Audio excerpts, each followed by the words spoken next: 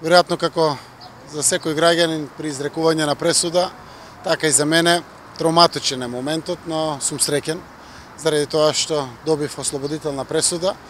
Среќен сум заради тоа што конечно докажав мојата невиност и дочекав правда. Му го посакувам тоа на секој граѓанин во Република Македонија при независно судство, во транспарентни постапки, како што беше оваа мојата за предметот подкуп, заради тоа што само така Република Македонија може да биде нормална земја. Секако ќе чекаме сега правото на жалба на обвинителството доколку го искористат, но впрочем преку транспарентноста на целата постапка се види и целиот процес во својата суштина и во целото свое битие.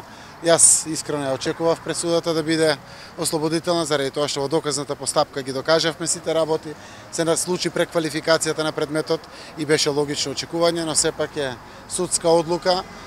Ја почувствував таа травма како и секој и сум среќен што дочекав правда. Повелете. Господинот Никола Груевски ја најави оваа одлука уште пред неколку дена, кажа дека е диригирана. Дали вие мислите дека е така и дали е така? Мислењето треба да го дадете и вие новинарите, и граѓаните, и експертите кои што има буквално прилика онлайн да го следат целиот процес, буквално со сите своји детали, од презентирање на доказите до ислушување на сведоците, завршните зборови кои што беа дадени буквално сите рочишта и на крајот јавноста ќе цени.